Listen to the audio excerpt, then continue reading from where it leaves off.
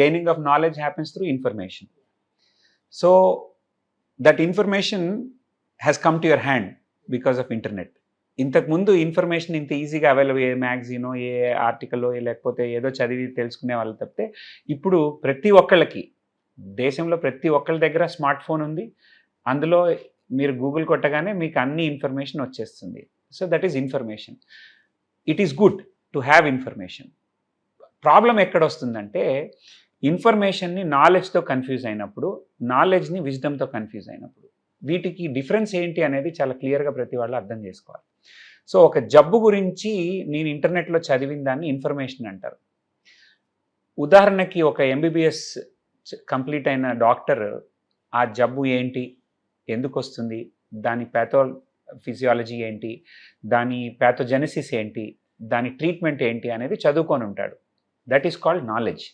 ఒక 10-15 ఏళ్ళు ప్రాక్టీస్ చేసి, ఓహో ఈ జబ్బు ఇలా ఉంది బుక్లో, కానీ ఈ జబ్బు ఇలా ఉన్నప్పుడు ఇలా ఉంది, ఈ సీజన్లో ఇలా ఉంటుంది, ఇది కూడా అయి ఉండొచ్చు, ఇది అది కూడా అయి ఉండొచ్చు, దీనికి ఇది అవసరము, దీనికి ఇది అవసరం లేదు, వీళ్ళకి ఈ వ్యక్తిలో ఈ టెస్ట్ చేయాలి, ఈ వ్యక్తిలో ఇది చేయకూడదు.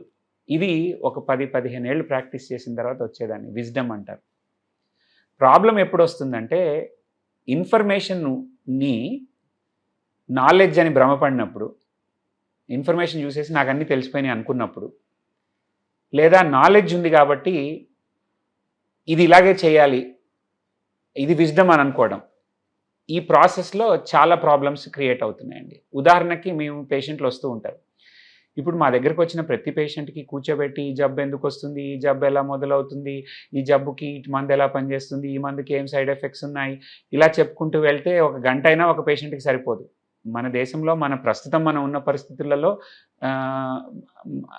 ఆ స్టేజ్ ఆఫ్ ఇది ఐడియల్ సిచ్యువేషన్లో అలా చేయాల్సినప్పటికీ కూడా ఆ పరిస్థితి లేదు ప్రస్తుతానికి.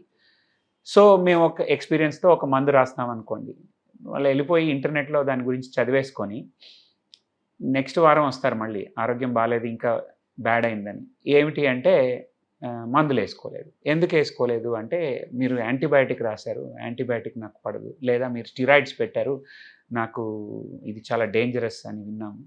సో ఇలా చెప్తూ ఉంటారు. దానివల్ల చాలా డిసీజెస్లో లేట్ అయిపోయి పేషెంట్లు లేట్గా ప్రజెంట్ అయ్యి చాలా ప్రాబ్లమ్స్ పడుతూ ఉంటారండి. అలాగే ఇంటర్నెట్లో చూసేసుకొని పలానా జబ్బు ఉందని నిర్ధారించేసుకొని మెడికల్ షాపులకి వెళ్ళి మందులు వాడే మహానుభావులు ఉన్నారు. అలాగే చాలా చాలా రకాలుగా అనర్థాలకు కూడా దారితీస్తుంది. సో దీన్ని మ్యానిపులేట్ చేసేవాళ్ళు కూడా ఉన్నారు చాలా ఎక్స్టెంట్స్. సో ఇంటర్నెట్లోనే వస్తుంది కాబట్టి మీరు ఏం వెతుకుతారు అనే దాన్ని బట్టి మీకు అడ్వర్టైజ్మెంట్లు వస్తూ ఉంటాయి. సో దాన్ని బట్టి మార్కెటింగ్ చేసేవాళ్ళు పలానా జబ్బుకి పలానా దగ్గర బాగుందని మిమ్మల్ని డైరెక్ట్ చేసేవాళ్ళు, ఇలా రకరకాలుగా ఒక ఎకో సిస్టమ్ క్రియేట్ అయింది. ఈ ఎకో సిస్టంలో ఎలా సర్వైవ్ అవ్వాలి, డిజిటల్ ఏజ్లో ఏది కరెక్ట్ ఏది రాంగ్, మనం చూస్తున్న ఇన్ఫర్మేషన్లో this comes only by experience. So సాధారణంగా ఏంటంటే మనం హెల్త్కి సంబంధించి ఇప్పటికి కూడా ఇండియాలో లక్కీగా మన ఇంట్లో పెద్దవాళ్ళు పలానా డాక్టర్ మంచి అని చెప్తేనో రిఫరల్ ద్వారానో, లేకపోతే మనకు తెలిసిన వాళ్ళు రిఫరల్ ద్వారానో వెళ్తూ ఉంటాం. ఇంకా పూర్తిగా ఇంటర్నెట్లో చూసేసి రేటింగ్స్ చూసి వెళ్ళే పరిస్థితి పూర్తిగా ఇంకా రాలేదు, అక్కడికి చేరుతూ ఉన్నాం క్రమంగా. So internet while it's an excellent source of information can also be a very dangerous to some people and in some situations. ఏఐని టెస్ట్ చేయడానికి ఎగ్జామ్ పెట్టినప్పుడు 1,00,000 మందిలో ఒకళ్ళకి వచ్చే జబ్బుని కూడా అది గుర్తుపట్టగలిగింది, which may not be possible for a physician because he is not seeing. ఆ కేసు ఆ జబ్బు ఆయన చూసి ఉండకపోవచ్చు, ఆయన అవగాహనలో ఉండకపోవచ్చు. So but that doesn't make that AI a doctor being replaced by AI possible పూర్తిగా యాజ్ ఆన్ ఎట్. ఇప్పటికైతే అది జరగలేదు. సో దేని ప్లేస్ దానికి ఉందండి, దాన్ని అంతవరకే వాడుకుంటే అందరూ బెనిఫిట్ అవుతారు, దాన్ని మిస్యూజ్ చేస్తే ఆబ్వియస్లీ సఫర్ కూడా అవుతూ ఉంటారు. ఇన్ఫర్మేషన్ కూడా ఎలా ఉంటుందండి, మీరు హెడేక్ అని కొట్టారు గూగుల్లో, ఫస్ట్ డేంజరస్వే వస్తాయి. సో హెడేక్కి ఫస్ట్ రాగానే బ్రెయిన్ ట్యూమర్ నుంచి మొదలు పెడుతుంది అది గూగుల్. బ్రెయిన్ ట్యూమరు, మెనింజైటిస్, భయంకరమైన ఇన్ఫెక్షన్లు, సెన్సేషనల్ అయినవి మీడియాలో బాగా వచ్చేవే ఆ సెర్చ్లో కూడా వస్తుంది. It is optimised that way. So ప్రతివాడికి తలనొప్పి వచ్చిన వాడి ప్రతివాడికి క్యాన్సర్ ఉందా, తలనొప్పి వచ్చిన వాడికి ప్రతివాడికి ఏదైనా ఉంటుందా, ఉండదు కదా. So that is where an expertise or a knowledge or wisdom comes into picture. So, మీకొచ్చినప్పుడు మీకు కళ్ళు సరిగ్గా కనపడుతున్నాయా లేదా? రాత్రి నిద్రపోయారా లేదా? మందేమన్నా తాగారా? లేకపోతే స్ట్రెస్‌లో ఉన్నారా? యాంగ్జైటీలో ఉన్నారా? జలుబుందా? ముక్కు బ్లాక్ అయిందా? ఇవన్నీ ప్రశ్నలు అడుగుతారు. ఎందుకు అడుగుతాము? మీకు సైనసైటిస్ ఉందా? దానివల్ల హెడేక్ వచ్చిందా? మీకు మైగ్రేన్ ఉందా? దానివల్ల వచ్చిందా? లేకపోతే మీరు స్ట్రెస్‌లో ఉన్నారా? దానివల్ల వచ్చిందా? ఇవన్నీ నిర్ధారిస్తాము. దానికి తగ్గట్టు ఇప్పుడు ప్రతి వాడికి బ్రెయిన్ ట్యూమర్ అనుకోము. సో, మేము 2, 3 సార్లు తిరిగినా ఇంకా హెడేకు, సివియర్ హెడేకు, ఇలా ఉంటే బ్రెయిన్‌లో బ్లీడింగ్ అయ్యి ఉండొచ్చు, ట్యూమర్ అయ్యి ఉండొచ్చు. అప్పుడు రిక్వైర్డ్ టెస్ట్స్ అడుగుతాం. But in internet cannot differentiate that. So, that you can have only when you go to a doctor and when you respect their opinion. Always అంటే డాక్టర్‌ని బ్లైండ్‌గా నమ్మాలి లేకపోతే మీకు అని కూడా నేను చెప్పను ఎప్పుడైనా. కాకపోతే you always have a chance of a second opinion. But that second opinion also is not Google. It has to be another doctor.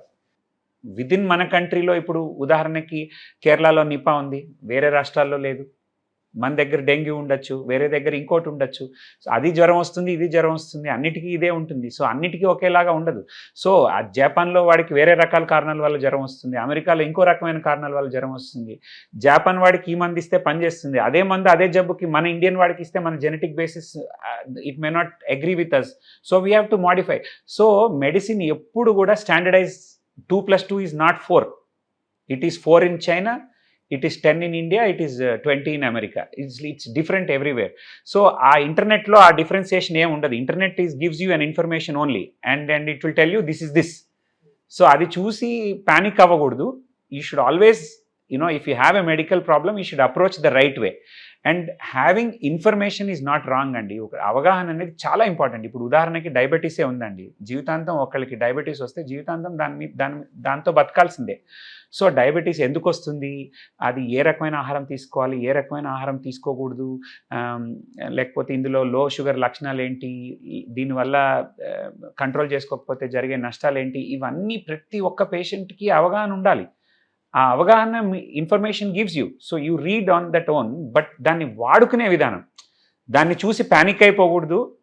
అట్లా అని చెప్పి అది చూసేసి నాకు అన్నీ తెలుసు నేనే ఇది అని అనుకోకూడదు. దాన్ని ఎక్కడ వాడాలో, ఎంతవరకు వాడాలో పరిమితంగా వాడుకొని దాన్ని ఉంచాల్సిన ప్లేస్‌లో దాన్ని ఉంచితే పెద్దగా నష్టాలేం జరగకపోవచ్చు.